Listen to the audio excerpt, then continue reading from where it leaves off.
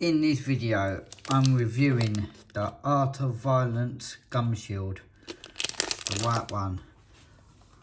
I have already moulded the black one, so I can show you this one. And then I'm going to mould the white one, so I can show you also how to mould it.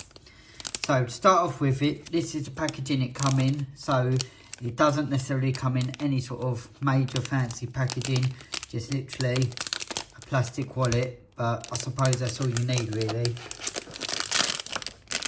The actual case on them, I like this case. It's a nice strong case. So, and it just pops open. You literally just put your finger on the back there, push the top of it, and it pops open nicely. So, this is what the gum shield looks like. As you can see, it's got the Art of Violence on there, and it's got the blood splatter on the white gum shield, which I think was a really cool effect. It's got some nice thick bit of padding there for the bit you bite down on. And yeah, that's the white one. Let's have a look at the black one. Also, just comes in white and black. These are the colours they come in. So, again, just push on, open that up. So, like I said, this is the one I've moulded. So you can see I've got my teeth marks in there. And that's the black one, with the blood splatter on. I must admit, personally, I prefer the look of the white one. That's why I'm going to mould the white one. But I will obviously keep both. So when I'm cleaning one, I can leave one at home and take one to the gym. As well, I own my own gym. I'm down there 7 days a week. So I constantly have to be wearing gum shields. So this is nice and cool. I'm not sponsored by these. But if you do want to buy one, inbox me on Instagram. I'll put the link in the bio of the video to my Instagram, so you can inbox me to buy one of these. So let's get started and I'll show you how to mould this. So first off, let's go through the instructions. So you get a little instruction booklet that's inside the case with the gum shield. So it's pretty basic. So you boil your water, pour it in, put it in the boiling hot water, cool it down, mould it to your mouth, leave it settle and cool in the cold water to harden up. So that's, like I said, pretty basic instructions. As well, just quickly, on the back of the case, one thing I forgot to say about is FDA approved, so it's all a legit, decent gum shield. So, just quickly, with the instructions, it said leave the water for 30 seconds and then put the gum shield in the warm water or the boiling water. So, for 40 seconds. Basically, what they're trying to say is don't dip it straight in the boiling water because you could potentially melt the plastic. But with these instructions, they're more or less a rough guide. I'll show you when I do it. You can see as the gum shield is starting to loosen up and warm up and start to move, and then that's the best time, in my opinion, when to put it in your mouth to mould it. So the first thing you need, obviously, you need a kettle. I've got a cup of cold water, just literally straight from the tap, cold water, and a cup to put the boiling water in. It said on the instructions you need to put so much boiling water into a cup. Again, as long as it's immersed in the boiling water, it doesn't have to be perfect. And you might want to grab a set of these to pick it out from the hot water. Right, let's quickly boil that kettle. Already boiled it, so hopefully it won't take too long to boil. Boiled the kettle, poured the water out. I don't know if you can see, it's still steaming, but it has been sitting there for roughly 30 seconds, probably a tiny bit longer now, so I'm going to get this gum shield in there. So I've put the gum shield in there. Just push it about. As you can see, you can already start to see the ends curling up a little bit. So I've got the timer set for 40 seconds.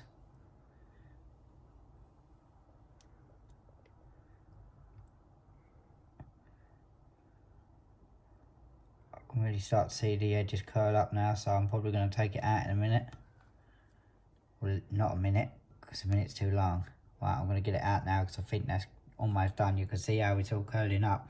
So if I just quickly take it out, see how the edges all started curling. That's how you know it's nice and loose. So I'm going to get this in my gob now.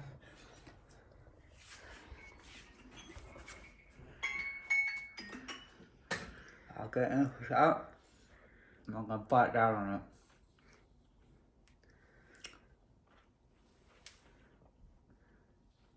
I'll bite down a tap, and push it all out. Voila! And as you can see, so I still trying little bit loose. I'll keep this up. Voila, done. I'm going to cut that out.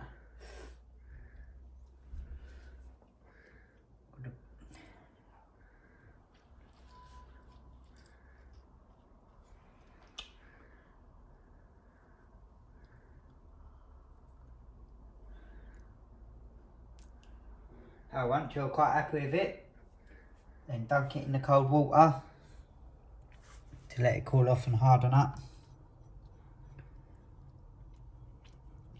So, got a tiny little bit of blood in with that one, but sometimes that happens with your gums, so don't worry too much. And then that is it. As you can see, it's nice and moulded. And put it in. Voila, there we go. Another moulded gum shield. So, sometimes as well, just to let you know, if it don't quite go right the first time, just remould it, put it back in the hot water. So, I might end up remoulding this again. Sometimes I do that. I like to feel how they feel for a little while.